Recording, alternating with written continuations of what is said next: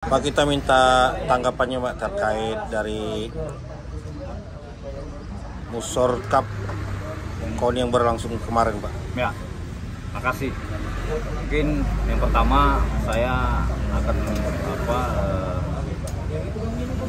menyampaikan sesuai apa yang saya pahami terkait mekanisme pelaksanaan Musorkap.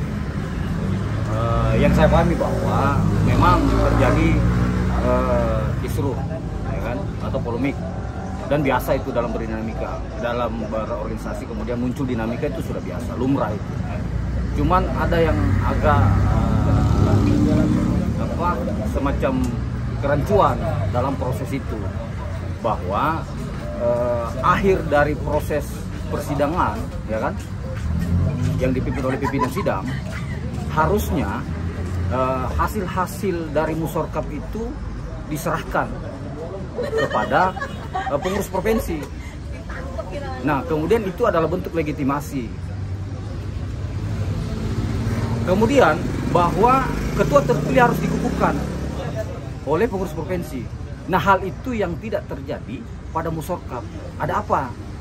Nah, kemudian pada saat kita mencari tahu kenapa sampai itu terjadi, ternyata pengurus provinsi itu sudah balik ke Samarinda. Jadi asumsi saya, dan mungkin ini menjadi yang harus kita pahami secara bersama-sama, kita pahami bahwa pengurus KONI provinsi tidak melegitimasi hasil Musorkap tersebut.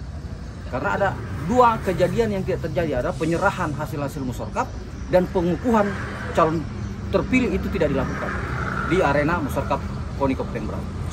Seharusnya hari itu juga harus dikukuhkan.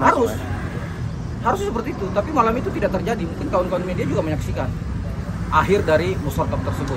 Setelah itu kan bubar aja. Nah, ya. Mungkin itu. Jadi tanggapan yang itu Pak, ada dua tanggapan nih. Tanggapan yang terpilih ini menyatakan sah, dan tanggapan yang kedua ini 43 cabur ini menyatakan tidak sah Pak. Tanggapannya gimana Pak? Bapak sebagai apa ini? Saya sebagai mantan pengurus KONI di tahun 2015 terakhir, kemudian sebagai mantan ketua renang PRSI Kabupaten Berau, saya melihat ada situasi yang tidak elok sebenarnya dipertontonkan dalam proses Musorkap itu. Ada rebutan, tapi ya kita maklumilah bahwa semua kandidat punya keinginan yang sama untuk menang. Dalam arti bahwa ada penolakan, itu sah-sah saja. 43 cabur kalau memang merasa menolak, silakan buat surat pernyataan penolakan itu hasil-hasil Musorkap. Saya sudah tegaskan tadi di awal bahwa ada prosesi yang tidak dilakukan dari proses itu, penyerahan hasil-hasil Musorkap kepada pengurus provinsi dan pengukuhan calon ketua. Itu sinyalnya jelas bahwa pengurus provinsi itu tidak melegitimasi. Harusnya dia ada di akhir Musorkap itu untuk menerima dan membuka. Jadi harapan Bapak sebagai mantan pengurus KONI dan mantan ketua cabur renang apa nih Pak? Kedepannya nih Pak? Penentunya pasti provinsi. Provinsi Pak ya? Nanti akan dari surat penolakan itu, kalau dianggap memang itu sah, cabur itu secara tulus membuat sebuah penolakan, ya kan, ke provinsi dan diterima oleh provinsi, nantinya pasti provinsi akan membentuk namanya karateker. Nah, karateker itulah nanti akan menindaklanjuti apa yang akan dilakukan oleh KONI provinsi untuk menentukan siapa ketua terpilih KONI nanti. Oke. Terima kasih Pak. Ya.